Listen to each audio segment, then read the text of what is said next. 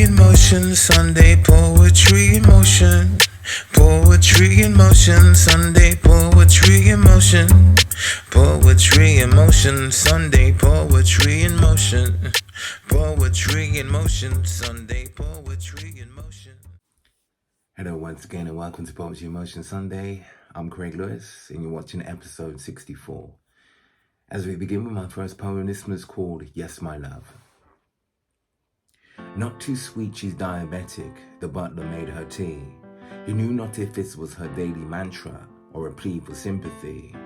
As the price is nice, some say, but she does not agree.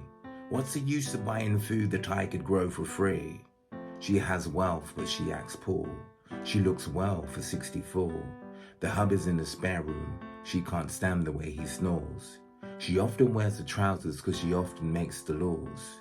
He doesn't like to object because he knows it causes wars. So this is what he says. Yes, my love, to virtually everything she says. This way he knows an argument that never bring to bed. But any time the pride of this would rear its ugly head, he'd refrain words from his lips and go for walks instead. Then return in a calmer mood. The times that it would rain is when he'd read a psalm or two. When faced with plight, he'd stretch his sight to see the larger view. And this lightened the burden when saying, yes, my love, was hard to do. And moving on to my second poem, this one's called A Perfect Twist. A lesson in a tale is like a weapon in a cell, for knowledge is a power that if equipped with you prevail, like Jonah inside a whale. But if you lack the kind of pail that says no working twice as hard, and never in your life have to play the racist card, your faith is not so great to starve.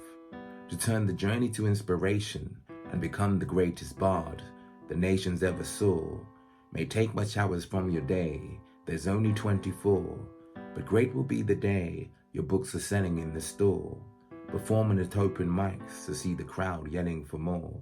Like your poem symboled porridge and the crowd would symbol Oliver. Next thing you know, you're topping up the number of your followers. Be it Twitter, be it Insta, be it TikTok, be it this. We've got to push ourselves sometimes to make sure we exist.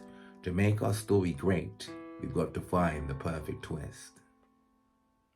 And moving on to my third and final poem of the day, this one is called Eavesdropping on a Setup. He once eavesdropped on a conversation. Two men from his dad's generation. The words they uttered was education. One said a nice ass is compensation if she's not got much up top. Next thing they mentioned some guy named Lee who's found a piece and been locked off. And how he used to be a lad's lad, but since the new piece he's turned soft. Won't take the calls each time they ring, at times he turns his mobile off. Though there's been times he've stood outside and even heard him cough. Even seen his eyes when he would rise to the sound of the door knock. And through the curtain popped his head. They mentioned how he lost street cred the moment this occurred. They said she's just a bird who's going to turn out like the rest. One day they'd rise the stakes and chose to put her to the test. Took a picture in a rented Benz and used a profile to send a friend request, which she accepted in 2 minutes or maybe even less. She knew not him and her man were friends, so would reply to his DMs with 3 kisses, no less. With her he chose to up the ante, faked his name and told her Andy, then began to flirt some more.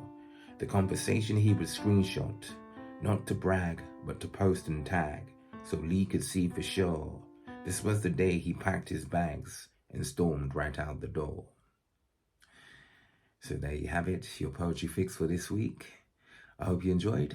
Until next week, short and sweet. Take care.